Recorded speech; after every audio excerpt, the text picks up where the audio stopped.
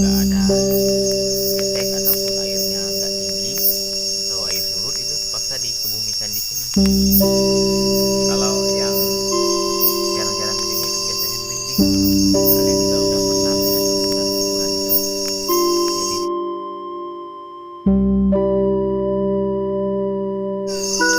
oke teman-teman, alhamdulillah selamat malam, dan saya sudah nyampe ke perkemahan Ari dan juga teman-temannya, Bang Haikal, Bang Rohman. Jadi di sini itu sebenarnya sedikit agak serem ya. Agak serem nggak? Iya. Tapi sebenarnya sini itu adalah perkampungan. Kalau dulu itu perkampungan teman-teman. Tepatnya di tempat kemah ini, dan di bawah tadi di tempat air itu adalah tempat, kalau di sini disebut tepian atau tempat mandi, tempat ambil air, tempat mencuci teman-teman.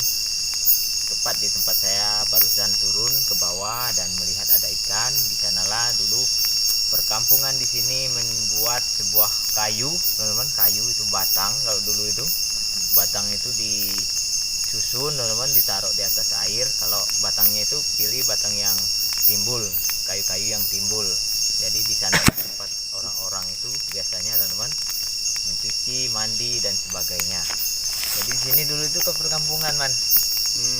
Perkampungan itu kalau di sini disebut itu adalah rompok. Rompok itu adalah di mana kelompok ataupun pemukiman orang-orang dulu yang mencari nafkahnya di hutan, seperti memotong karet, mencari kayu, balong dan sebagainya. Jadi disinilah perkampungannya dulu. Yang pertama daerah ulu dari sungai ini. Jadi jalan itu kalau mau ke desa itu melalui sungai man. Pakai ketek. Pakai ketek, pakai biduk itu man. Kalau jalan kaki itu dari sini dulu ke desa itu kurang lebih 8 jam man. 8 jam Jalan kaki ya. Dulu nggak ada akses jalan motor dan mobil tuh nggak ada man. Cuma menggunakan ketek juga man, itu mencapai 6 jam baru sampai ke desa. cukup jauh. Cukup jauh sekali teman-teman dari sini. Tapi kalau dari ulunya lagi itu mencapai kadang sampai 1 hari man, dari jam 5 subuh nyampe ke desa itu jam 3 jam 4 sore. Itu dalam perjalanan kaki. Jadi kalau pergi itu kosong teman, bawa kunju. Kalau dulu bawa kunju. Jadi kalau balik ke sini itu bawa barang-barang makanan seperti sembako, gula, kopi, persediaan makanan di hutan. Jadi orang-orang dulu itu ke sini itu membuka lahan, kebun, menanam tanaman. Kalau dulu itu menanam karet. Kalau di sini itu mayoritas karet teman. Sebelum ada PT sawit itu mayoritas karet man. Karet dan juga kalau orang-orang yang istilahnya itu ngekem kayak gini itu dia sistemnya balok, mencari kayu balok yang dari pinggir-pinggir sungai ini terus dibawa ke hilir sampai ke jual sungai besar, sungai rawas, terus dijual. Jadi itulah mata pencarian orang dahulu itu teman-teman, balok terus karet. menyadap karet, menyadap jelutung. Kalau dulu itu getah jelutung itu sejenis kulai teman-teman, jenis kulai terus dipotong. Nah getahnya itu bisa dijual dan getah itu bisa menjadi produk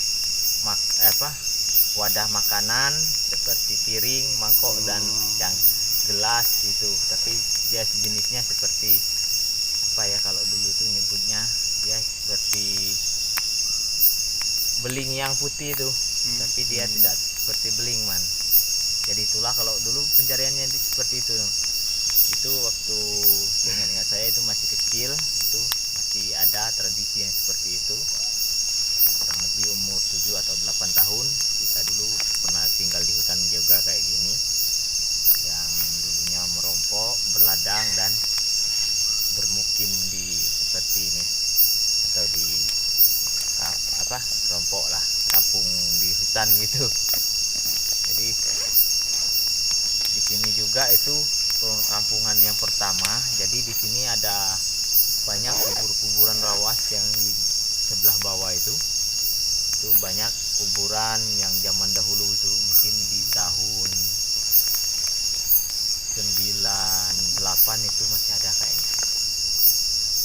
9 pokoknya di tahun 95 lah, mungkin di tahun 95 itu masih ada orang yang dikebumikan di hilir sini teman-teman, atau di bawah ada kayu besar di bawah itu. Mungkin kalian juga udah pernah melihat kuburan-kuburan itu.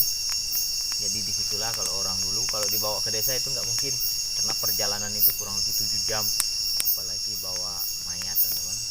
Jadi mustahil. Jadi kalau orang meninggal itu kalau nggak ada ketek ataupun airnya nggak tinggi atau air surut itu terpaksa dikebumikan di sini. Jadi ini jalan yang jauh, jadi akses juga susah, jalan kaki dengan ketek. Kalau ketek itu kita harus menelusuri sungai yang berliku-liku, jadi perjalanannya jauh kali itu, jauh sekali teman-teman. Itulah sedikit cerita misteri yang ada di sini. Mungkin Rohman belum tahu ini, Bang Haikal belum tahu ya. Belum tahu kalau belum diceritain. Ya, ini adalah kebun duku dulu. Jadi kebun duku ini dulu itu siapa yang mendirikan pondok itu menanam buah-buahan seperti duku, dan sekarang itu masih berdiri kokoh dukunya. Banyak dan besar. Banyak, besar. Itulah.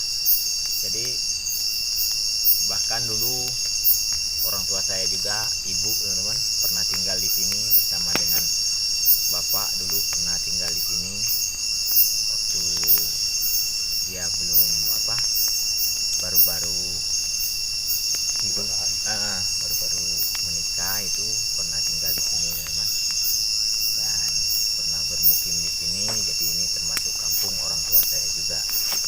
Jadi di sini juga itu banyak saudara-saudara itu yang bermukim di sini, termasuk masih saudara. Jadi di sini itu kebun-kebun duku ini kalau batangnya ini banyak, tapi yang punya banyak ini man. Jadi nggak orang satu, mungkin lebih dari orang 10 yang punya perkebunan duku ini. Umurnya udah lama ya Bang Deka?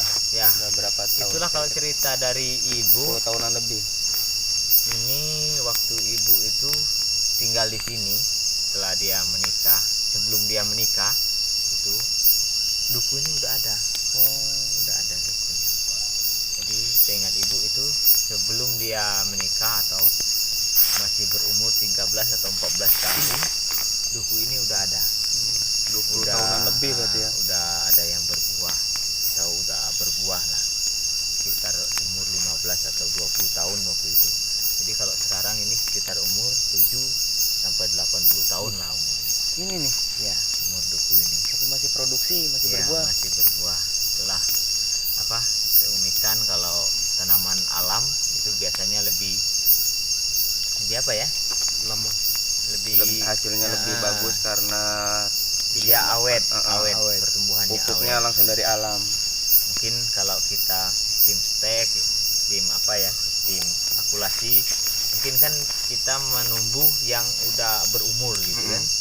Kalau ini memang dari nol atau dari biji tumbuh, memang tunasnya itu memang tunas muda. Kalau kita akulasi seperti stek dan sebagainya itu mungkin tunasnya itu tunas yang udah produksi atau udah tua, mungkin di situ. Jadi umurnya juga enggak seperti umur yang kita tanam alami. 10 tahun. Ya, ini sekitar 7 sampai 80 tahun umurnya. Berbuah tahunan. Ini kalau buah itu tapi nggak dirawat sih, nggak dipupuk, nggak diapa ini. Kadang 2-3 tahun itu buah. Tapi setiap tahun buah, tapi nggak, kadang tuh yang banyak buah itu sampai 3 tahun sekali gitu. Jadi di bawah situ man ada kuburan. Sebenarnya juga tadi Bang Deka mau diriin tenda di situ. Nah, tapi kurang bagus tempatnya. apa? Ada Serem. kembang misteri. Ya, memang benar teman, di sini tuh kalau yang jarang-jarang kesini itu biasanya merinding bro. Tapi aku biasa aja. Biasa aja. Ya. Tapi tadi nanti takut ini. Ya. Haikal masih gua Haikal. Karena ini adalah perkampungan tua, jadi istilahnya kalau kita mau masuk ke sini itu permisi, karena di Jangan ngomong bahasa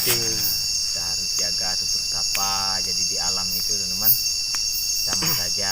Jadi kita harus berbudi bahasa juga, jangan sembarangan baik tingkah laku dan juga ucapan teman-teman. Karena di alam ini adalah tempat yang banyak yang tidak bisa kita lihat.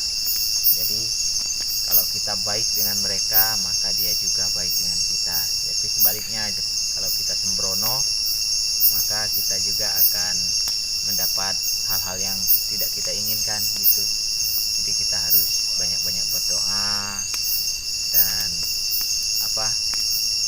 sesuatu yang kita kerjakan itu kita harus hati-hati, kita harus permisi, karena kita belum tahu kalau di alam ini itu apa aja. Kalau orang dulu itu banyak ngomongnya itu banyak pantangan atau larangan gitu. Jadi kita harus benar-benar ekstra hati-hati kalau di alam. Tapi sebenarnya di alam ini damai. Paling damai, tenang pikiran teman-teman. Jadi kalau kita itu lagi suntuk, kalau masuk ke alam camping kayak gini plong kosong. Apalagi seperti Ari ini adalah mahasiswa mahasiswa dari kota Palembang teman-teman, keponakan saya ini. Mungkin kemarin itu waktu kuliah pusing ya dia suntuk, jadi waktu balik ke sini refreshing, mencari alam, mencari hiburan. Dan hari ini juga saya lihat hobi di alam juga ya, pecinta alam, suka dengan alam. Jadi dia ini cuma tujuannya itu berkemah, camping itu. Kalau kita atau Bang Haikal mungkin bikin itu konten kan ya. Tapi kalau Ari itu memang hobi teman-teman, hobi ya, memang cinta alam ya, suka dengan alam. Kalau Rohman sama buat konten termasuk perjuangan. Tapi kalau Ari setiap kali pulang kampung ya Ari ya, positif, dia kemah teman-teman, camping, kemah, terus masak-masak di alam, nikmati alam teman. Tapi kalau biasanya camping kayak gini gimana Ari? Apa kita sering lihat-lihat isi alam atau cuma masak-masak makan? Kalau biasanya explore ya, explore alam gitu. Tadi berhubung sore jadi langsung diri tenda, masak, mandi, langsung istirahat. Ya memang kalau kita tidak nikmati alam teman-teman, kalau biasanya kalau camping itu kita harus nikmati dulu alam, kita perkenalkan dulu alamnya teman-teman. Jadi rasanya kita itu memang istilahnya sangat damai teman-teman kalau kita masuk ke alam. Karena di alam itu kayak segala-galanya, kayak oksigen, kayak udara segar. Jadi banyak sekali manfaatnya, kesehatan, kedamaian, ketentraman, dan di sini juga nggak ada polusi teman. Itu kesenangannya, polusinya nggak ada. Apalagi kita hidupkan api di waktu cuacanya seperti ini, mantap sekali. Kalau Roman, tujuannya apa kalau sering camping kayak gini? Tujuannya menghilangkan stres. Ya, stres. Karena di rumah tidak betah. Sering disuruh. Bangkang gitu. Jadi kita udah lama juga gak camping ini. Udah hampir 3 bulanan teman. Kalau dulu kita nggak campingnya nggak bawa kayak gini. Mungkin Hari juga sering. Kita kalau masuk hutan itu teman, cuma jalan doang. Kalau dulu nggak tidur di hutan, cuma jalan masuk ke dalam hutan di waktu malam hari. Mungkin Hari pernah ikut saya dulu ya. Kalau masuk ke dalam hutan, apalagi sistem berburu ya dia, berburu mencari binatang-binatang yang bisa dimakan di hutan. Kalau dulu itu waktu masih hutan lebat, banyak sekali binatang-binatang seperti kancil, napu ya. Itu yang kita cari, seperti ayam hutan. Apa napu? Napu itu sejenis kancil, tapi dia agak besaran. Jadi itu kalau dulu. Jadi saya itu sukanya seperti itu kalau dulu teman-teman. Tapi kalau di konten-konten YouTube ini yang jelas itu tidak baik, karena apalagi sekarang populasinya udah menipis. Jadi hewan-hewan itu harus kita lestarikan atau kita jaga supaya tidak punah. Kalau dulu memang itu keluar rumah, kalau kebun itu keluar dari kebun sedikit teman udah ketemu. Tapi kalau sekarang itu ada tapi udah susah sekali. Jadi banyaklah yang berburu daripada binatangnya gitu. Jadi sekarang saya ingin kalau ada dana itu ingin ternak kalau kancil itu kalau ada dananya, karena ternak kancil itu tidak susah gitu. Karena binatang-binatangnya seperti itu udah sulit, udah langka, atau sedikit lagi punah mungkin punah karena hutannya udah habis, termasuk dibabat-babat oleh perusahaan-perusahaan yang udah pabrik udah besar-besaran membasmikan hutan. Jadi makhluk-makhluk yang di hutan seperti binatang-binatang, fauna floranya itu udah pada lari, sebagian itu mati mungkin. Jadi kehilangan hati enggak. Jadi sekarang udah habis, mungkin 2-30 tahun ke depan itu cuma cerita. Kalau sekarang masih ada itu masih ada. Tapi mungkin kalau 2-30 tahun ke depan saya rasa tinggal cerita kalau tidak kita rawat atau kita lestarikan. Ada yang mau disampaikan kan Bang Haikal? Enggak ada. Oke teman-teman, itulah bincang-bincang kecil kita di suasana yang sadu, tenang, suara-suara jangkrik, suara-suara apa? Suara malam, hewan-hewan malam. hewan malam. Tuh. Jadi banyak sekali itu jenis belalang itu, jangkrik, jenis seperti serangga lah, berbunyi nyaring. Ini bener teman di hutan nih orang-orang ini. Ada ngeri-ngeri man? Tidak. Tapi tadi aku kan tidur di tenda kan, cewekan kan, yang Haikal sama ini ada wong terus perasaan. Gimana? Yo, ini ada cowok wong berjalan. Oh di tenda nih. Apa iya man? Tapi aku udah ngerasa takut ya. Iya memang di sini tuh memang sedikit apa ya, sedikit mistis teman-teman, karena ini adalah kampung tua dan juga mungkin yang di makam-makam di sini itu kebanyakan ya dari kalau dulu itu orang-orang yang matinya itu kecelakaan man. Seperti jatuh dari pohon, jadi mati-matinya itu mendadak. Jadi kalau mati sakit itu biasanya dibawa ke desa dulu. Tapi kalau matinya mendadak itu jadi bikin jangkrik. Ya agak seram man. Tapi apapun itu kalau kita permisi teman, sopan, mudah-mudahan bakal keganggu. mereka enggak ganggu man. Jadi kita harus apa? Permisi dengan mereka, harus jangan sembrono. sopan santun lah. Seperti halnya kita Bertamu masuk ke rumah orang man gitu. Bertamu ke rumah orang. Jadi kita harus beri salam, permisi, beri apa tingkah laku yang baik. Jadi kalau kita masuk ke rumah orang masuk kan tidak tepat. biasanya orang yang tuan rumah itu marah. Benar. Nah sama juga dengan kita masuk ke alam atau ke hutan kayak gini. Jadi kita harus permisi. Karena kemarin itu sempat saya nggak permisi man, kesasar. Ya kesasar sampai pagi itu, mulai masuk jam 4 sore, keluarnya jam 8 pagi. Itu semalaman di hutan. Nah, jadi semalaman di hutan, hujan pula man. Jadi ngeri, luar biasa ngeri sekali man.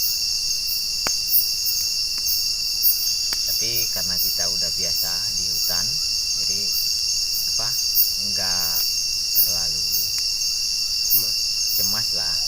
Jadi kita sama santai aja, tenang, cuma kita bikin aja tempat beristirahat. Karena kalau kita kesasar itu biasanya man, itu walaupun kita tahu di tempat itu, maka kita seakan-akan asing, dikendalikan. Jadi kita masuk ke hutan itu padahal kita udah biasa kan di hutan itu, tapi di waktu kita kesasar itu perasaan kita asing hutan itu, beda. Jadi seakan-akan kita itu dihasut lah, dipengaruhi oleh makhluk-makhluk, atau dibaliklah pemikiran kita. Jadi kalau seandainya pohon ini pernah kita lalui sebelumnya atau dulu-dulunya ini paham kita, tapi di waktu kita lihat pohon itu maka pohon itu sepertinya asing, beda. Jadi itulah kalau di hutan itu kalau seandainya kita kurang tata keramanya, maka biasanya mereka itu tidak tidak bermaksud jahat sebenarnya, cuma ngetes ngingatin kita aja supaya kita itu lebih sopan, lebih tahu lagi adat istiadat yang ada di alam. Tapi pernah dengar Bang Deka kalau kesasar itu bajunya dibalik, pernah dengar nggak? Ya agak biar ketemu jalan keluar. Ya kalau itu sih pernah dengar, mungkin ya, mitos-mitosnya pernah dengar, tapi saya belum pernah kalau mencoba hal-hal yang maksudnya itu sampai balik-balik baju itu belum pernah. Ada juga yang cerita kalau dulu itu sampai lepas baju. Jadi kalau kita udah lepas baju ketemu jalan keluar, lepas baju, ngomong kotornya itu lepas celana, teman-teman, biasanya makhluk yang menghasut kita itu nggak mau ganggu gitu, jadi kita bisa keluar. Tapi saya nggak pernah yang kayak gitu. Cuma dulu kalau orang tua saya dulu kalau kesasar, carilah kayu yang kecil itu sedikit ilmunya itu, carilah kayu yang kecil, anak-anak kayu itu dicabut, terus baca selawat, baca doa, kita cabut, terus kita cari akar yang paling panjang, itu kan ada akarnya, akar yang ke kiri ke kanan itu. Nah kita cabut, carilah akar yang paling panjang. Kalau akar yang paling panjang, biasanya di sanalah titik jalannya atau jalan keluarnya.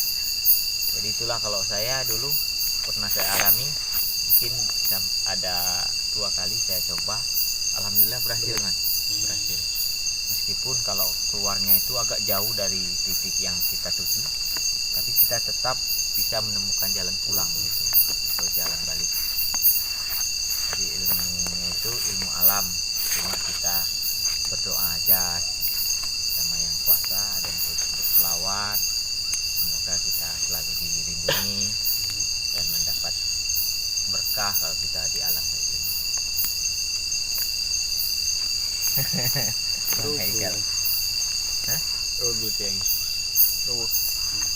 Oke teman-teman, jadi itu saja mungkin kita akan explore di seputaran sini di waktu cuaca malam kayak gini. Alhamdulillah nggak hujan Bang Deka. Nggak hujan, moga-moga hujan jadi kebasahan. Oke teman-teman, itu aja, kita mau keliling-keliling, mungkin Rohman juga mau ikut keliling-keliling mungkin.